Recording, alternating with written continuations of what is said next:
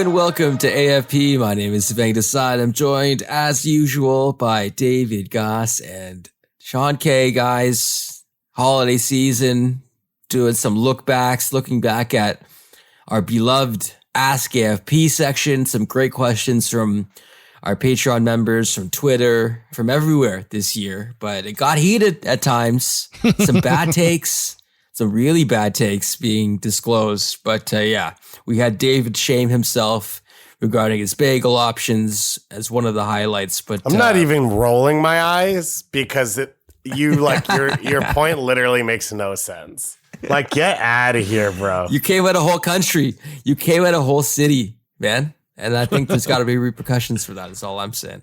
For fairness, the country I came at is like the size of New York City. So color me scared, not. I love the fact that we came out of 2022 being like, you know what? Let's bring the bagel debate back for 2023. Yeah. But yeah, AskAFP is a great one. As we talk about all the time, is that it's basically a live version of our Discord. So it's great to answer some great questions and be the voice for the people. They need to know answers and we give it to them. And you guys do a great job. It pushes us to be better. It does. We will always have David's incredible Nick Andrade impression that still scares the living daylights. Much love, Nick. Shout out to you. It's really good. It's really good. We love you, Nick. But yeah, Ask AFP wouldn't be possible without our wonderful listeners. So many great questions this year. And there's some fun ones, but there's also some really head scratchers in a good way about MLS, about the national teams. So yeah, hope you enjoy this compilation episode. Major thanks to producer Greg for everything that he does for us, but also for putting this together. So yeah, hope you enjoy this special Ask AFP compilation episode.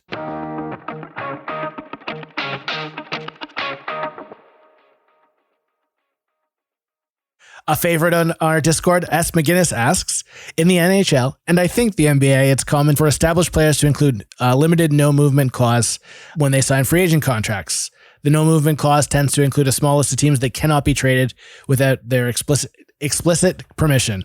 If you are an established MLS free agent with an option, which 5 teams would you include on your no-move list? Sporting and lifestyle criteria are both acceptable. So it's time to name those teams you hate. Pretty telling combo for our Julian Gressel talk that we had earlier as well. Yeah. So 5 teams I would not play for, basically. Yeah. And once again, lifestyle might fit into it. Yeah. So let's play that card. Mine is probably hedged in the fact that it's also city based. I'm not destroying the organization necessarily, but I think I have my 5. I think I have it. Oh, let's go. I can go first. Do you want to go first? Yeah, and I'll give a brief explanation as to each for each city. New England is number 1 on my list. I would not go to the New England Revolution. I don't like that entire setup in Foxborough. I hate the Patriots. I hate it all, so I just wouldn't go there. So that's number 1. Number 2, FC Dallas. Not necessarily again for like the club itself. I kind of like what they're doing is kind of cool, but everything around the arena and like the club itself feels ghosty and kind of empty. Bad vibes. Don't like it at all. So FC Dallas is on my list as well. Kind of similar, but I don't think I'd want to go to Houston either. I got some bad things about Texas in general. Shouts to Greg Abbott and those clowns down there, but I just don't think I would want to live in Texas, and it gets really hot. But I mean, everywhere is going to get hot in this world as we fry under the microscope. So there's 2 Texas clubs. I'm not going to put Austin in there because I'm a phony hipster, so I'll leave them off this list. Salt Lake, I love the mountains. I've been there. I was there with TFC.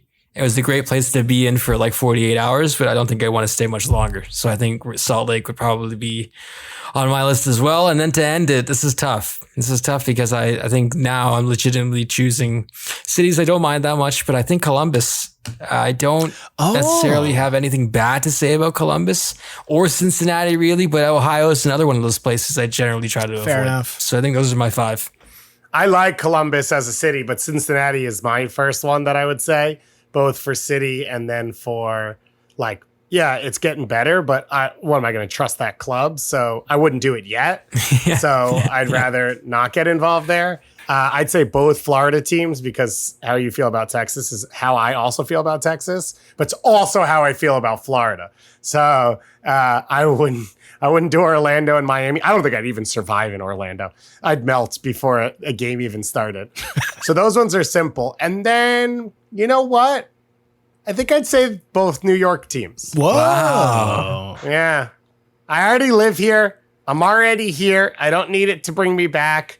Obviously, I don't have a fan, like playing for the Knicks would be my dream if I was an NBA player. I don't have a connection to either of the teams in that retrospect. And it's just, they don't, similar to what you said about FC Dallas, they don't impact the market, right? Like they're not really a presence. Yeah. And so if I'm going to play on a professional soccer team, like I want to feel like a pro athlete in this city.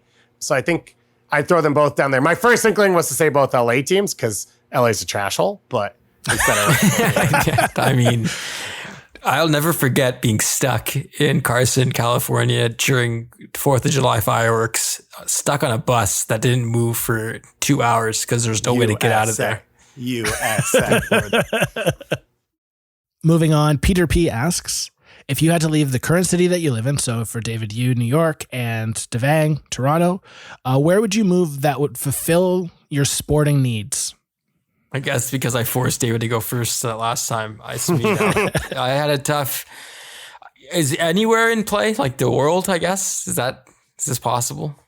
Yeah. I don't know the ramifications of what Peter's asking, but yeah. I was gonna go West Coast because I've lived there before, but I also really like the fact that things started earlier because I'm an early riser in general. But watching soccer in Europe was impossible. Really, it was really tough over there. So I can't, in good conscience, pick the West Coast. Honestly,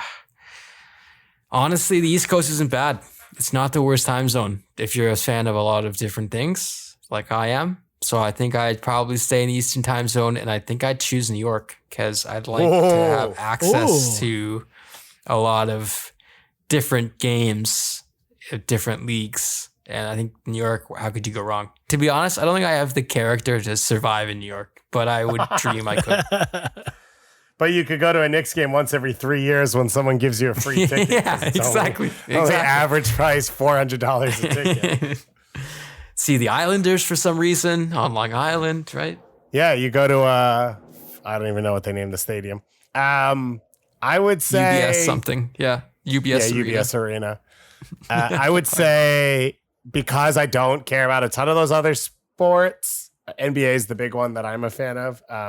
Toronto would be up there because I love Toronto, but I was leaning the 3 cities that popped in my mind first are Mexico City because you have like 4 to 6 teams there. So you're constantly having games and teams and all that type of stuff.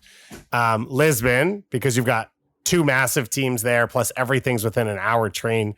And these are 2 countries, as well as the third one that I'm going to name, which I guess would be Milan, which are all like the sport is like everything, right? There are newspapers that are just about soccer. It is the cover of every advertisement. Like there are no other stars in anything besides the soccer players. And you have multiple teams in all those cities. So you can you always have something going on. Plus they're okay time zones. So I would say the only other one is in Australia. They're like obsessed with sports. Sport is what they call it. Oh man, mate, I love sport. But I don't watch any of the things they care about. And then you're like 2.5 days ahead of everything else. Like I was there during Champions League and I was like, oh, cool. Like Juve Liverpool's on Wednesday. And then I wake up and it's like already happened a day ago and I didn't notice. And I was like, I can't figure out the time zones here. This is the big one. Our dear friend and overlord Clay asks, can you guys name and list out your top 10 all-time Toronto FC designated players? So I've sent you ahead of time, so you didn't have to do all of the DPs. I'll go through them for everyone. So we have Michael Bradley, Josie Altidore, Seba, Julian de Guzman, Pozuelo, Torsten Frings, Danny Koverman, Gilberto, Jermaine Defoe, Pablo Piatti, Matias Laba, Mista, Eric Hasley, Carlos Salcedo, Jefferson Soteldo, and Gilberto. So let's go. I count top 10. 15. I count 15 there. So This is for me, wild. who's not making the list. I have my honorable mentions. And these are top 10 best, correct? Not worst or hilarious. Yeah, and this is top 10 in regards to on field, but also including what they did or what their signing did to elevate the club. So we have to leave 5 off. Yeah, but we still have to rank them. But we still have to rank which is the most competitive part of this whole thing. But so I'm gonna say this: Mista off, Eric Hasley off. No, Soteldo, Big Hass. Big Hass. Yeah, Jefferson off. Paolo Piatti off, and then I think I'm gonna keep. I'm gonna keep. So now I could go. Yeah. So I have my 1 through 6. I feel pretty good about. Do you want me to throw those out there now, and then we can move back through the list? Let's see. So I think sorry, just Michael, one question. Sorry, before you start. Did you say Carlos Salcedo off the list, or is he still in? I forgot. No, he's 5. Sorry, he's on. He's on the 5. Sorry, I forgot he was there. We're good. Okay, he's way off. Let's start, David. Sorry. So wait, so you put off Hasley, Mista, Carlos Salcedo, Soteldo, Piatti. And Piatti. Pablo Piatti, yeah. Piatti may have been more useful to winning than Soteldo. Wasn't he on the MLS Cup team technically? Or like 2019? They're both off. No, he was the year after. He was on the run. Yeah. His lasting impact was that weird penalty thing he did with Pozuelo that caused the miss. Yeah. So top down, I think Michael Bradley. I feel pretty safe putting him number 1. Right? Do you feel? Oh, really? I don't think so. No. I think it's Sebastian Giovinco still. Sebastian Giovinco. No way. Yeah. 100%. First MVP in club history. Literally changed the game in this city. So I think it's Sebastian Giovinco 1, Michael Bradley 2, Josie Altidore 3. Yeah. Alejandro Pozuelo 4. Yeah. Is where I would go. I'm going to put my hand up on this one. Time out. Yeah. Did Giovinco come before Bradley? 1 year after. No, 1 year after. Right. So Michael Bradley's signing with Defoe, right? Those were the 2 that happened? Correct. Correct. And Gilberto. Gilberto was the third musketeer.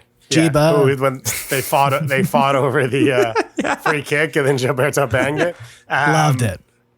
Michael Bradley changed the entire perception of the club. He's the reason Giovinco and Josie Altidore came. He started everything, including CCL final, which not all of them started. 2019 final. So you said on field, off field. He's done both. So here's my take, David. I credit Michael Bradley for being the leader and created the culture at Toronto FC. But the other stuff that you have said, and once again, I'm not talking for Michael, but Jermaine Defoe was the person who set everything into play. Jermaine Defoe signed a deal. It's a bloody big deal, babe. In the end of 2013, and only after that did Michael Bradley join. I'm not saying that Jermaine Defoe was the reason why Michael Bradley joined, but there was a time in late 2013 where within a week he had decided that this is the club he's going, and seeing the ambition Toronto had of signing a Jermaine Defoe and going out there and signing a Gilberto is what I think. And then also the project of Toronto and big Tim Lewicki, who's the greatest salesperson in the world, promised Michael. But I think that Jermaine Defoe was the reason, that the catalyst that started the reason Seba's there, Josie's there, Bradley's there, Insigne's there, like Bernadeschi's there. And that's why Jermaine Defoe is number 4 on my list. Oh my God. Oh my God. Okay, so I'll stick with that Jonestown-esque screed, that disturbing pro Jermaine Defoe. So then Pozuelo 5. I think also the way Pozuelo left, you may have moved it down slightly for me because it didn't end that well. And then 6. Can I just say one more thing? Because Sean's been so far down. Hogging the mic. Yeah. No, not that. I'm just saying. I mean, at this point, we're talking alien signs and crop signs and whatever. Is that Jermaine Defoe at his age was actually in line with MLS signings that had occurred, aka by a guy like Tim Lewicki. He was more Robbie Keane than Bradley was at his age, and I understand Bradley's American, but and Bradley's the reason Josie comes. like straight up, not because of what he did for the club. Like Josie Altidore came to play with Michael Bradley because they were friends, and that's what convinced him to come. So I'm just continuing to push that point, and it keeps me from putting Jermaine Defoe in my top 4. But the way that they got Josie Altidore was by who? Oh, yeah, for sure. Jermaine Defoe. Sorry, I didn't realize Jermaine Defoe was such a martyr for the club. Choosing, yeah, exactly. Windhorse face. Connect the dots. You please connect the damn dots. Oh, my God.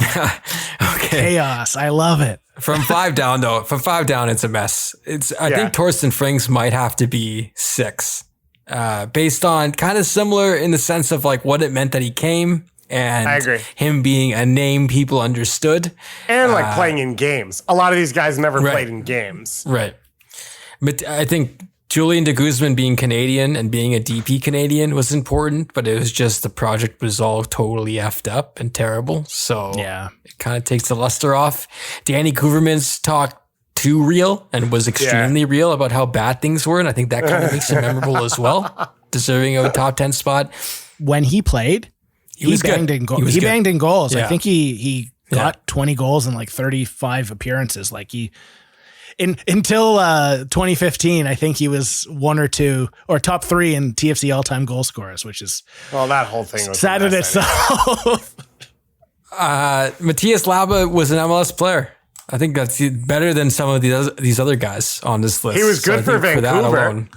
Right. So he makes the list not because of what he did in Toronto. And I think coming in 10th is Gilberto.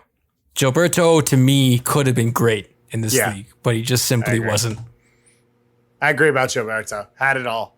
I still think Eric Hastley got hosed on this one. Big hat. He did. He probably did. He also had one of the goals of the century, a Puskas near winner, right? Didn't he win it? Or it almost won? Yeah. Almost won, I think. So is anyone crying over Piatti, Soteldo, Salcedo, Mista? No? Okay. No. I was looking at this list. I found the some TFC have had more DPs than some other MLS clubs combined. The most impressive part of this list is the length of the list. Like, that's like, whoa, look at the strategy. I was looking and Chicago has a lengthy list as well. I'm like, that's not a club you want to be in with, but here we are. So Chicago's the opposite of TFC, which is they have acquired like the most DPs from other clubs in MLS, right. Where TFC's had to send out the most. Yeah. Gilberto, I think they traded for Flaco Fernandez and Freddie Lundberg from Seattle because they had too many DPs. Like, Chicago's not been in really good space with that. But lastly, I want to shout out Michael Bradley. He is a 1A, 1B with Seba, but I just think Seba's it's close. Stats. It's not, and David is right. It's very close. I think it's closer than some people would have you believe, including me. Also, Pozuelo's number 4 because he won an MVP. So that's fair. I know. It's true. But Jermaine won our hearts and minds with that. The first game against Seattle, Jermaine Defoe could have been damn mayor of the city. It was what a moment. God. What a moment. Too bad Drake never actually hung out with him. Oh, love that story. He goes to the bar. One of our big patron members, Dan H., he asks, who are the best commentators in the North American soccer sphere right now? He says bonus points if you're going to go regional, but that's up to you.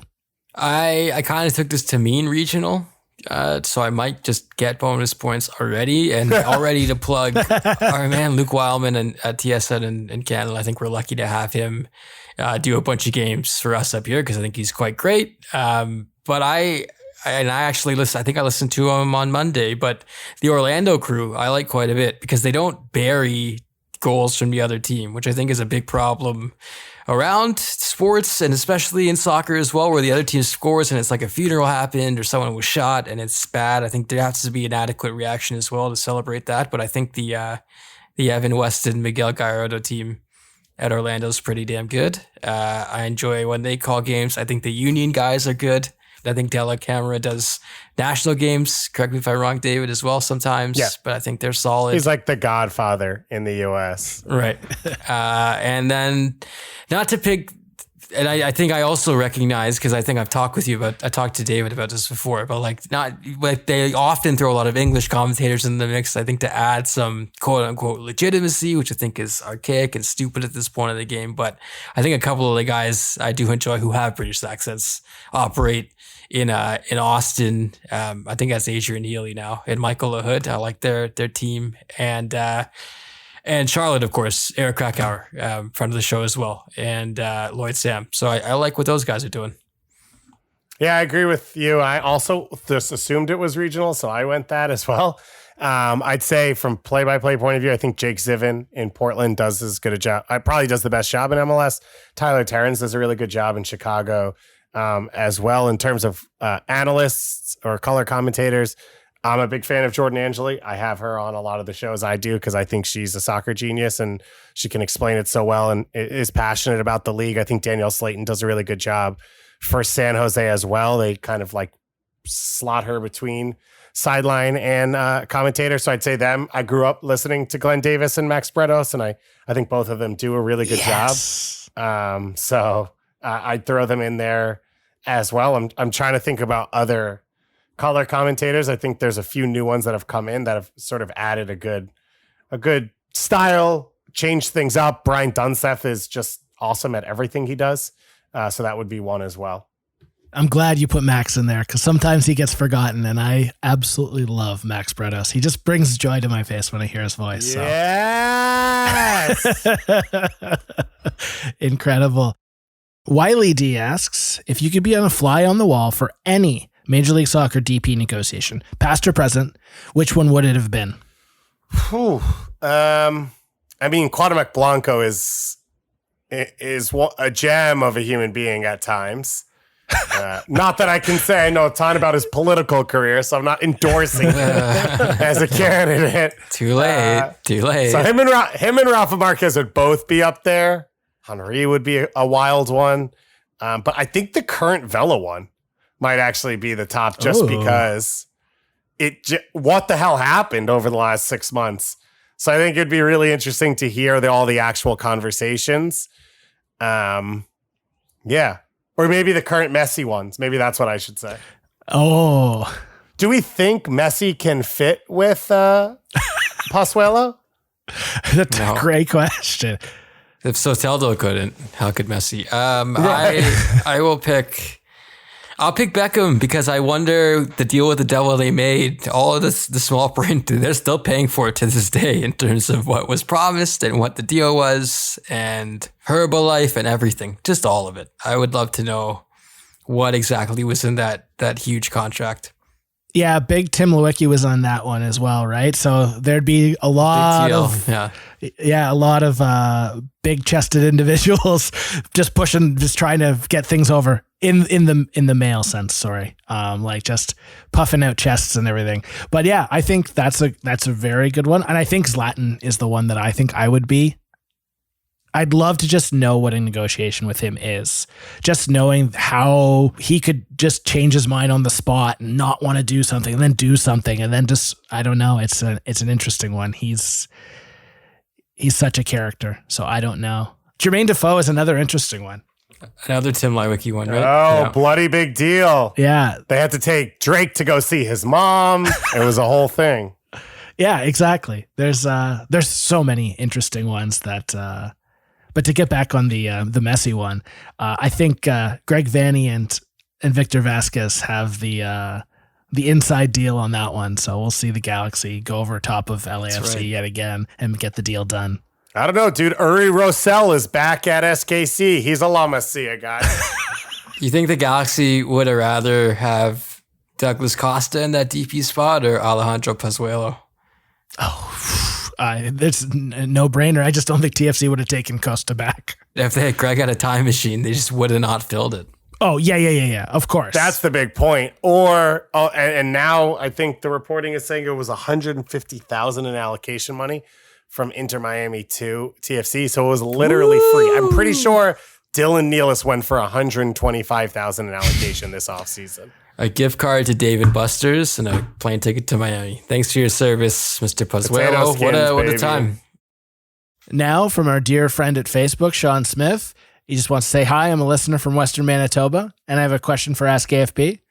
I was wondering if you guys ever think we'll see Canadian internationals who have had success in MLS or overseas come back to the Premier League to finish their career. And would this be a good thing or bad thing? Thanks. I really enjoy the podcast. Well, now I feel bad about disparaging. I was going to say, thank you, Sean, for being such a good Sean Smith, thanks. for being a great person, and we appreciate you listening to the show, and we are really glad you sent a question. 100%. I think it would be a good thing, and I hope we do see it happen. I just listening to David's interview with Kamal and the way he's talking about Atiba and how much he looks up to him and how much of an influence he has on the team. Like, it would be quite fantastic if he did come back to the CPL and played for a season, in my opinion. I think we will see it too. I think as there's more teams and as the league grows, I think there's a great opportunity for this. I agree with you, and I think the ownership piece will be big. I think people will come back to play for teams that they own to help promote them and sort of finish out their careers. Or I think one of the other things you'll see is people going to teams where they sort of ID that they can then become coaches, which I don't think is dissimilar to what Chiellini's doing with LAFC. Like, I think you'll see moments like that where it makes sense for people. Moving forward, S. McGinnis asks, regarding Halifax, HFX Wanderers, Stephen Hart was let go this week. And there was just conversation about recruitment being an issue. And so S. McGinnis asks, do you think the recruitment thing is always going to be a structural disadvantage? Personally, I'd rather live in Halifax than quite a few other places in the CPL markets. David? I'm going to push this on you, Sean. I've never been to Halifax. Yep. So I'm going to rely on you here. Yeah, I think there needs to be, yes, is there probably a disadvantage in recruiting to a place that people may not know a lot about? But I think that can be done through, once again, the recruiting process and the education pieces that are going out in these player pitches, or in regards to who they're targeting. It's a beautiful place. I would consider it like alongside Pacific in the sort of same realm of like a smaller quote unquote market with a unique living experience and a unique group of people that only sort of understand the brand, like whereas opposed to like whatever, a York United or whatever. You're a suburb and this is who you are. Whereas Halifax like actually has rich history that's different from you and I, that they can really learn and educate and grow, and pitch to players. And once again, if Pacific can go ahead and do these things, Halifax can do the same. So while there might be a disadvantage, they can use that difference as an advantage, I think, down the line. The one thing that I will say that is a disadvantage for a smaller market, especially on the East Coast, would be around the academies and the population. You're not going to have a widespread amount of people to pull from to build an academy as a Yorkwood, a Hamilton, a Calgary, Edmonton, etc. So that might be a bit of a disadvantage for them. But in recruitment, I don't know. You could put a real badass 2-minute like sizzle of what Halifax has versus others that should blow you away. And I would add, from my experience, when you talk to athletes, and I think one of the tough things is when we think of some sports, we're thinking of, right, 3 leagues. Let's not even say leagues, right? We're talking about 27 teams around the world where they're well supported and sold out and everything. And I remember one time talking to a guy who had come from Ligue 1, not Ligue 2, like first division in France, came to MLS, and I asked him something one time, and he goes, well, it's fun to play in front of fans because except for when we play PSG in Marseille, no one's ever at the stadium. Oh. So it's like there are other things you can sell. And when you're coming to a CPL level where, Pacific's done well and Cavalry has great crowds, but it sounded like we heard it from Stephen Hart and the team going into the TFC Canadian Championship game of like flags in the storefronts and everyone knows who the players are. Like, I do think if you build a culture of winning and expectations in a city where you do have relevance, then it's like, I think players want to be a part of that, at least for some amount of time. Maybe they don't want to live there their whole life, but I think if you let's talk Michael Baldissimo, right? He comes out of of Vancouver. He needs the next step. He needs to play in a team where he plays. And you come to him and say, come to play in a sold out stadium, be the center of our team, right? Like that's more appealing to me than going and playing in MLS Next Pro in front of no one all the time. So that's sort of where I think you can sit.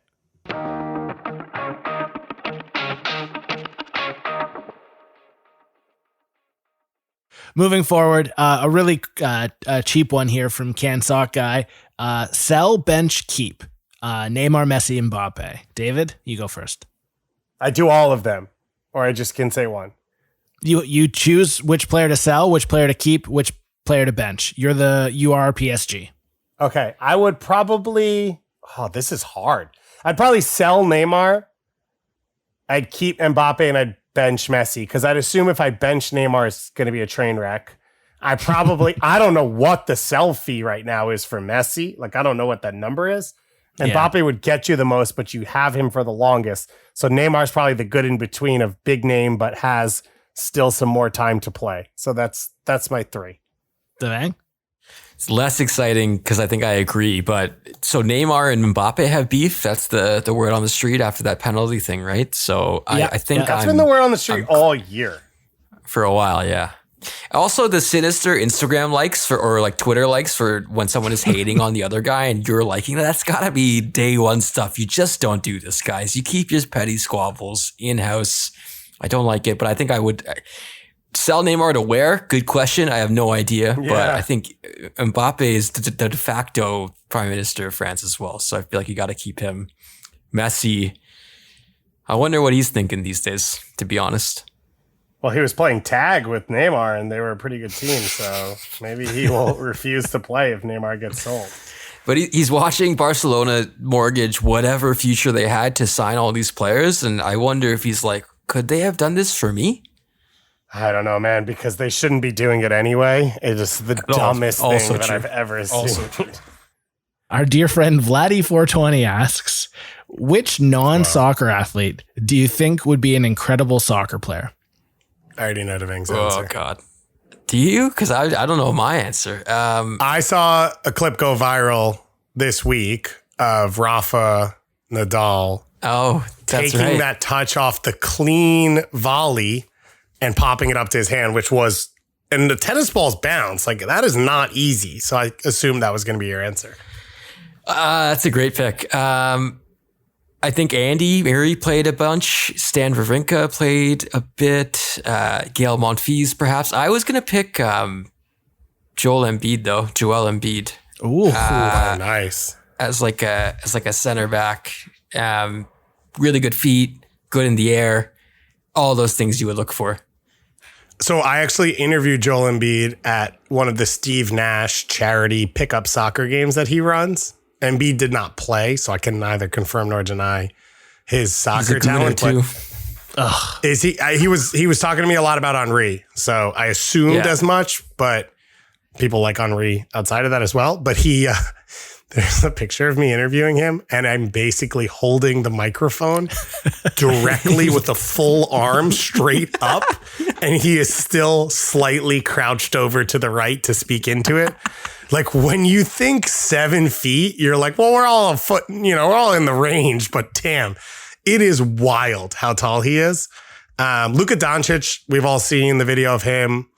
He looks pretty impressive. You'd assume like a Tony Parker or someone like that must have played and is a bit more proportional to it. I've always said, like, in the whole, like, oh, if the best players played this, right? What would they be like? And it's like, give me every slot receiver, backup college running point back guard, and like non-big 5 point guard in college sports and start them in soccer at 5, and you definitely would have a squad. Easy one. A very easy one. We got Jose for Life asking, love it or hate it? Jose Mourinho in the Stormzy video. I loved it. I honestly, I think SK, how much I loathe Jose Mourinho, but the video was great. I'm a big Stormzy fan as well, and I don't think we align on our club team support, but I do think Jose is now just relishing the fact that he's a banter manager, and that's fine. It's perfectly fine. Jose is also one of those people where, like, I think everyone everyone has a reason to hate him, right? Because even if you rooted for teams he's coached, you hate him because the way he left or whatever. But there's not like a deep-seated problem that he's like, there's something off field that's wrong with him. He's just a dick in soccer, which I'm fine with. Like, you know what I mean? Yeah. There are other coaches or other athletes where you're like, oh, I don't like that athlete. Also, like, they did this really bad thing that one time, or like they represent this really bad thing. Mourinho's just an ass. And so it's just kind of funny now that, as Devang said, he's sort of he's a meme and he's accepted it. And that's cool. Yeah, I hate the way he ended his Spurs career. He is a dick. But once again, when he pops up in that video, you just gotta laugh. You gotta love it. It's crazy. Got some great questions this week. Ask McGinnis. Ask McGinnis in the Posting Hall of Fame in terms of the questions he gets us every week. But here's the first one, DG. He asks, Elon Musk recently wasted $44 billion buying Twitter. If he gave you a mere $1 billion to invest in something soccer related, no strings attached, what would you put the money towards? $1 billion's a little bit larger than what people normally say in these things, right? If you won the lotto, like it's never $1 billion. Yeah. And I do think $1 billion is a number I don't properly comprehend of like how much I'd have to use. Right. Let's say after tax, he gave you this after tax, so you have $1 billion. Okay, well, I'd like to say, first of all, if I have to pay that much in taxes, I don't even want the money. That's a popular trope that the certain This is type how of you people go like MAGA. to say. This is how you go MAGA. Yeah, exactly. It's a slippery slope, David. But these are MAGA talking points. No one even wants to be a millionaire anymore because of the taxes. But here's my answer. In short, I think I would start like a Right to Dream type academy in the Caribbean, and I would create a space to bring great young players into them, develop them, sell them, but also you have the educational component, the lifestyle component as well. And to me, that would build CONCACAF up because you pull players from all across the Caribbean and maybe Central America. So you get to help young people. You get to create something that people in the region can be proud of. And I think that's probably the way you go about growing the region at best, not building the US and Mexico up. So all in all, that's probably my answer, but I again can't really comprehend that amount of money. Well, you made me feel a lot worse because that's a really lovely answer, and that would facilitate a lot of positive change. I think I'd just buy Arsenal, to be honest. I don't know if that would be enough, though. I think I don't know if that would be enough. I don't think it would be. I'd have to go in on it with someone else, which could cause some awful power sharing dynamics. But I also think if you buy a team for all that money, then you don't have anything to spend. to buy, yeah, no, it's a terrible idea, and I would be bankrupt within seconds. But I just want that new owner bounce and be unveiled at the Emirates with my scarf and waving to the adoring masses. You could buy a piece so you're a part owner and then you get to be a part owner. Right. No, I might have to reassess. But yeah, I think $1 billion is such a massive number. I'm just looking at these MLS team values, and perhaps that's a better starting point. Creating my own club, investing all of the money into making it a superpower. S. McGinnis also brought up the heated bagel debate from last week, still making waves across the world, frankly, in terms of some of the feedback we've been getting. Apparently, there is a Montreal famous cream cheese brand, Liberté, that is no more. You can't get it there, which is a big deal. But I think his biggest gripe, S. McGinnis, David, I don't know how you were led to believe this, that they don't put cream cheese on the bagel and that necessarily makes it not a bagel. Was that something you were saying? Because I think that is false. None of the bagel places I went, and I went to two. I went to Saint Viateur or whatever, and I went to, what was the other one called? A few blocks away, another one. They gave you cream cheese with it, but they did not put the cream cheese on for you. But why? Is it because maybe people feel like they're getting too much and they want to control? No, it just seemed like that's the way things are done. Wow. Am I wrong? Ask McGinnis asked for a correction. He asked for a correction. So I think you are wrong. Or this is more anecdotal evidence that's not factual, and you're using it to build your web of lies. I think that's what he's getting at. Fairmount Bagel was the other one I went to. Those two places did not put cream cheese on. They gave you cream cheese to like dip it in, which I thought was weird. Now I saw at restaurants, they did like lox sandwiches as like brunch options. Right. But also the bagel, it's too small. It's thin. So how much, you can't really cover that much with cream cheese. You guys, this is a ridiculous conversation. I'm not offending. New York bagels are just so much better. That's a different topic. We went to bat a lot on the show for Montreal, much to the chagrin of our Toronto listeners, supporting CF Montreal on their run. But I think people are now believing that we are basically a Montreal podcast, and our defense of their bagels has caused some heated conversations. But I don't know. I have to go there now, I guess, to remind myself what it's like and see for myself what the facts are. Go there, and then I will ship you New York bagels, and the bagels you get shipped will still be as good. Also fair. Very fair. And that's it for today. Hope you enjoyed this week's episode. If you could be so kind, a rating or a review or both, wherever you get your podcasts would be incredible for us as we try to get this pod into more people's ears. We're on Twitter @afootballpod, and of course on patreon.com/afootballpodcast. Get the show ad free on Tuesdays. Get access to the Discord where we're talking footy all the time. It's a great place, so I highly recommend it. For producer Greg on the ones and twos, and for Zach and Sean and David, thank you so much for listening to AFP. We'll talk to you next week.